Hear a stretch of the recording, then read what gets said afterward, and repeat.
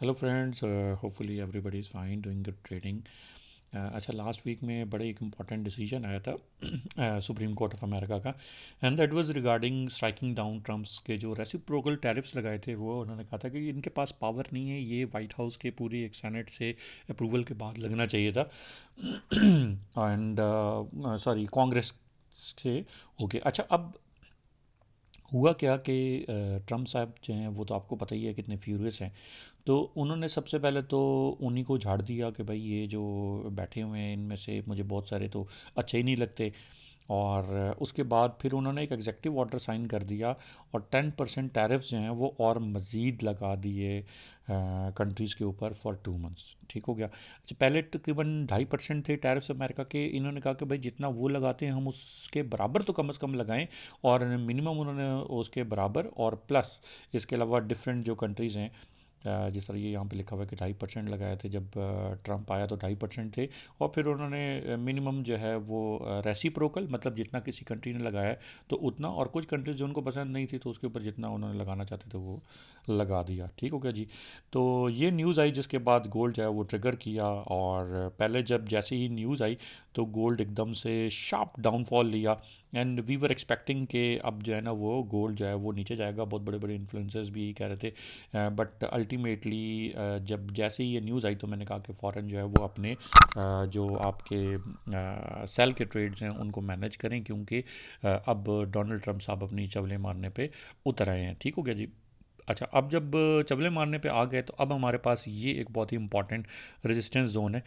अब ये एक और चीज़ जो कि इस वक्त चल रही है वो ये है कि ईरान पे वॉर जो है वो तकरीबन इमिनेंट हो चुकी हुई है, मतलब इनएविटेबल है, अभी होगी ही होगी।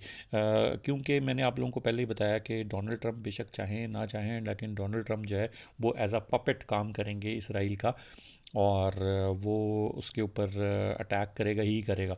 और इसके ऊपर मैं एक और चीज़ भी आप लोगों को बता दूं कि ये तो चलो वो करेगा ही करेगा, बाकी इसके अलावा जो उसने जो अपनी शिप्स और जो नेवल सारा वहाँ पे उठा के लगा दिया है, भाई मुझे तो वो भी ख़तरे में लग रहा है। ठीक है, क्योंकि ईरान के पास जो मिसाइल पावर है वो बड़ी स्ट्रॉन्ग है, और लोग दुनिया ने देख भी लिया कितनी स्ट्रॉन्ग मिसाइल पावर है। ठीक हो गया जी। तो अब देखते हैं, लेट्स सी अगर वो ड्यूरिंग दैट वीकेंड, क्योंकि प्राइस एक्शन तो बड़ी क्लियर है। प्राइस एक्शन तो बहुत ही क्लियरली बता रहा है कि अगर ये रेजिस्टेंस ब्रेक हो गई तो देन प्राइस जो है वो अपवर्ड मोमेंटम पे आ जाएगी, और मे बी अगर तो वॉर नहीं होती तो हो सकता है कि अगर इसको ब्रेक कर दे तो मोमेंटम कंटिन्यू रहे। एंड वी आर एक्सपेक्टिंग, यहाँ पे मैं आप लोगों को लेवल कुछ मार्क करके दे देता हूँ कि जिन लेवल्स पे I am expecting the price to move on. ठीक है। सबसे पहला लेवल जो कि अगर इस रेजिस्टेंस को ब्रेक कर देता है तो देन माय फर्स्ट लेवल वो ये लेवल होगा, तकरीबन 5250 के राउंड होगा, 5240 से 5250 के राउंड होगा। ये 4 आवर का चार्ट मैंने ओपन किया हुआ है। ठीक है।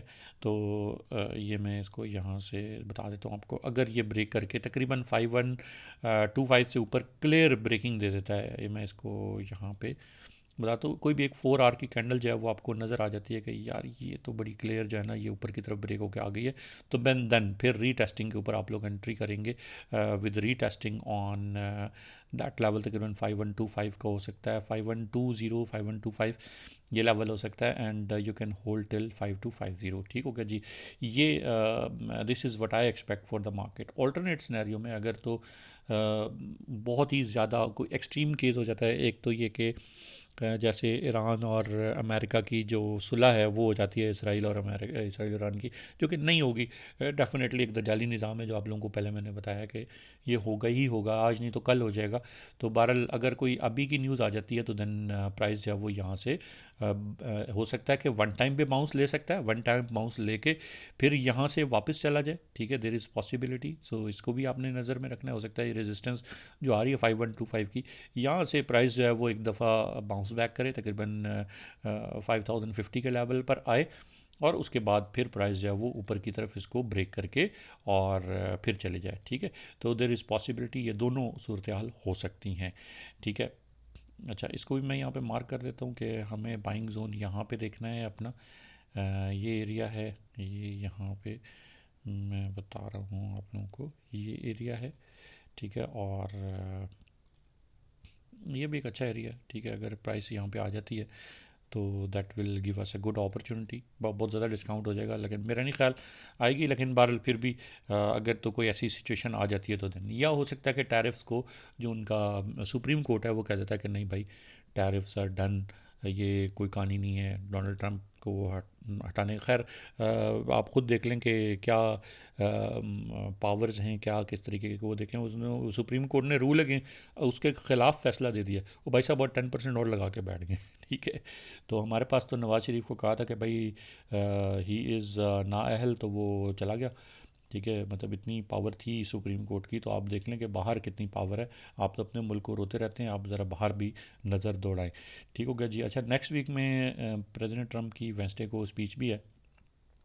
ठीक है, तो ये चीज़ है। अनएम्प्लॉयमेंट क्लेम्स भी हैं, पीपीआई का डाटा भी है। बहुत ही इंपॉर्टेंट डाटाज मंडे से लेकर और फ्राइडे तक होने वाले हैं। हमारे साथ रहे, नीचे लिंक दिया हुआ है, ज़रूर जाके ज्वाइन कर लीजिएगा। ठीक हो गया। अच्छा, उसके बाद फिर हम यहाँ पे नेक्स्ट है वो बीटीसी को देख लेते हैं। बीटीसी का भी एक्सपेक्ट ये किया जा रहा था कि बीटीसी अब ऊपर जाएगा, एकदम से शार्प मूवमेंट अपसाइड पे बीटीसी ने दी भी, बट अल्टीमेटली प्राइस जो है वो अगेन नीचे इसलिए आ गई कि ज़ाहिर है वो फिर टैरिफ जो हैं वो आपके अगेन जो बात है टैरिफ अगेन लगा दिया गया, तो फिर प्राइस जो है वो अपने स्टेबल हो गई उसी जगह पर।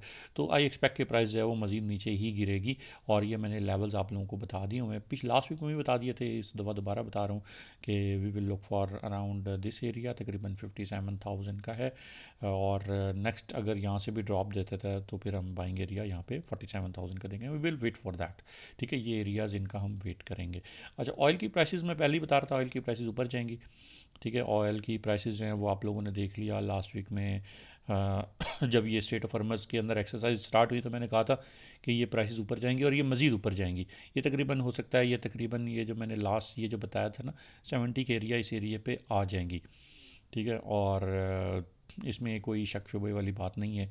अगर ये कंटिन्यू रहता है तो ये यहाँ पर जाएगी। सपोर्ट यही रहेगी, ये जो आपका एरिया है ये 62 का एरिया तकरीबन ये इसका सपोर्ट जोन रहेगा। इसको अगर तो कोई ऐसी न्यूज़ आ जाती है कि जी आपस में सुलह हो गई है ईरान और इसराइल की, जो कि मैं कह रहा हूँ कि बहुत डिफ़िकल्ट है, तो फिर देर इज़ पॉसिबिलिटी कि प्राइसेस जो हैं वो यहाँ से नीचे गिरें। अदरवाइज़ प्राइसेस यहाँ पे आती हैं तो अच्छी आपको एक अपॉर्चुनिटी मिलेगी, अगेन यू कैन बाय।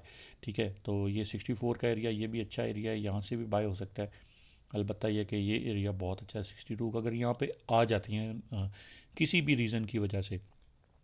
अभी तो आपको पता है स्ट्रेट ऑफ हॉर्मज़ पे लाइन लगी हुई है इस वक्त शिप्स की, और बंद किया हुआ है ईरान ने। ठीक है, तो उसके बाद फिर हम आ जाते हैं सिल्वर पे। सिल्वर ने बड़ा अच्छा परफॉर्म किया जी गोल्ड के साथ साथ, और सिल्वर में अच्छा एक पैटर्न भी बना हुआ है हेड एंड शोल्डर्स का। ये सिल्वर पे भी मैं आप लोगों को बता दूं कि यही एक एरिया है तकरीबन 86 का, और इस एरिया से अगर प्राइसेस जो हैं वो ऊपर मूव कर जाती हैं तो सिल्वर अगेन जो है वो बहुत सुपर बुलिश हो जाएगा। और नेक्स्ट जो इसका आप कह लें टारगेट है वो यही हो सकता है, जो कि अराउंड 95 का है। एंड वी एक्सपेक्ट के प्राइसेस जो हैं वो यहाँ से अगर मूव अप कर जाती हैं तो रीटेस्टिंग पे आप एंटर हो सकते हैं, और तकरीबन 96 का एरिया जो है वो आपका अचीव हो सकता है। ठीक है जी, तो hopefully everybody has got all the ideas, all the levels जो जहाँ से बाइंग करनी है। एंड जो इसके अंदर इस वक्त लेवल्स हैं गोल्ड, सिल्वर, ऑयल और बीटीसी के ऊपर। Thank you very much, take care, अल्लाह हाफिज़।